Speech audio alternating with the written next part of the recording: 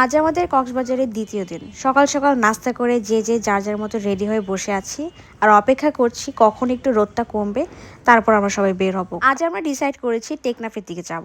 তো যেই কথা সেই কাজ। আশেপাশের ভিউ এত সুন্দর ছিল যে আমরা আবারও আমাদের সেই পার্টি মুডে চলে আসি।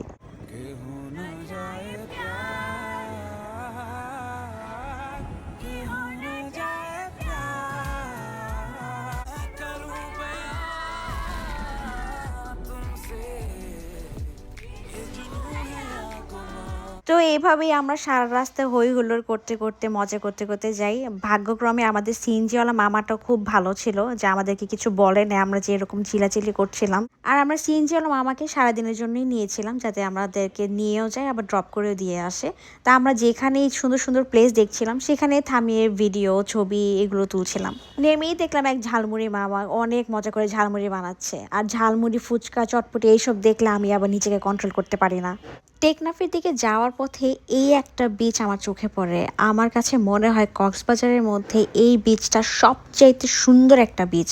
আমি জানি না এই বিচটার নাম কি, যদি আপনারা কেউ জেনে থাকেন অবশ্যই আমাকে কমেন্ট বক্সে জানাবেন। আর এখানে এত সুন্দর সুন্দর কিউট কিউট কালারফুল ঝিনুক আছে, আমি না দেখে নিজেকে আর কন্ট্রোল করতে না পেরে আমি এগুলাকে খোঁজা শুরু করলাম যে আমি এগুলো ঢাকায় নিয়ে যাব। যারা কক্সবাজার যাওয়ার প্ল্যান করছেন অথবা কক্সবাজারই আছেন, আমি সবাইকে সাজেস্ট করব যে এই বিচটাকে খুঁজে বের করে প্লিজ এখানে একটু ভিজিট করে আসবেন। এটা এত সুন্দর যা আসলে ভাষায় বলে প্রকাশ করা যাবে না।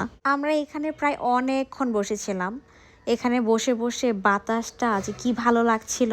এই প্লেসটা রিল্যাক্স করার জন্য আর ভিউ উপভোগ করার জন্য না বেস্ট একটা প্লেস। আপনারা যদি এখানে ছবি ভিডিও করতে চান না, অনেক সুন্দর আসবে। সন্ধ্যা নেমে আসছিল, সো আমরা আবার চলে যাচ্ছি আমাদের রিসোর্টের দিকে। আমি যতটুকু জানি এই প্লেসগুলোতে সন্ধ্যা পর্যন্ত থাকা নাকি বেশি একটা সেফ না, তাই আমরা চলে যাচ্ছিলাম আমাদের রিসোর্টে। তো আপাতত আমার ব্লগ এখানেই শেষের দিকে। আর আমরা অনেক মজাই করেছিলাম, সবকিছুর ক্লিপ আসলে দেখাতে পারলাম না। যার যার আমার এই ভিডিও ভালো লেগেছে অবশ্যই কমেন্ট করে জানাবেন। আজকের মতো এখানেই আমার ছোট্ট ব্লগটা শেষ করলাম। আল্লাহ হাফেজ সবাইকে, বাই বাই, টাটা।